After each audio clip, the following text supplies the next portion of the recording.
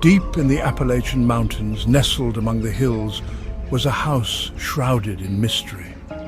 Nobody talked about it. It wasn't on any maps, and no one remembered it being built, but it was there, lurking at the edge of the woods. Sometimes someone from the town would wander into those woods and come back scared, saying they'd seen the house.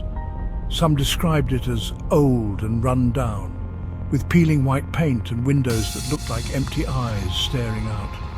Others said it looked brand new, with a neatly mowed lawn and smoke rising from the chimney, even though no one ever saw anyone go in or out.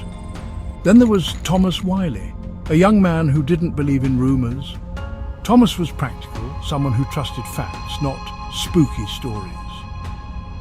When he heard some old men whispering about the house in the pub, he laughed. "You're just telling ghost stories," he said. "If there's a house out there, I'll find it." So one crisp autumn afternoon, Thomas walked into the woods, feeling sure of himself. The wind rustled the leaves, and the deeper he went, the quieter it became. After walking for what seemed like hours, Thomas stumbled upon a strange clearing, and there it was, the house. It was just like the old men had described, old and weathered, with a porch that drooped with age. There was no smoke from the chimney, and the windows were dark, like no one had been there for years. Thomas walked towards it slowly, his feet crunching on the dry leaves. As he got to the front door, it creaked open as if inviting him inside. His heart pounding, he stepped inside. The inside was just as creepy as the outside, with dusty furniture and cobwebs everywhere. But in the middle of the living room was a dining table, set for dinner plates, glasses, cutlery, all perfectly laid out. And sitting at the table was a woman. She looked at him with dark, empty eyes. Her face was pale, almost see-through, and her hair hung around her face like dead vines. Even though he knew he shouldn't, Thomas felt himself walking towards the chair opposite her. He sat down, and the woman's eyes never left him. The room got colder, and the silence between them grew heavy. Just as he was about to speak, the floor creaked, much louder than before. He looked down, and in the dim light he saw something terrifying. The floorboards were moving. Slowly, they were sliding together, blocking the exit.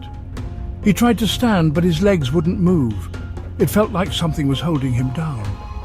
Then the woman spoke, her voice sounding both far away and right next to him. "Once you sit, you never leave." A shiver went down Thomas's spine. He tried to scream, but no sound came out. The woman smiled, if you could call it that. Her lips pulled back, showing teeth that were too sharp, too long. The floor kept closing in, the walls shifting and shrinking as if the house was alive and swallowing him whole. He desperately reached for the door, but it slammed shut with a loud bang. And just like that, the house was gone. The next morning, the town woke up and there was no sign of Thomas. No footprints, no trail, nothing. The house had vanished, just like it always did. All that was left was an empty space in the woods. Years went by. People still said they saw the house sometimes, and some even went looking for it. But it was always the same. The house would appear for a moment, then disappear. Those who went inside never came back. And the woman? Nobody knew for sure. Some said she was a lost soul, trapped by a curse.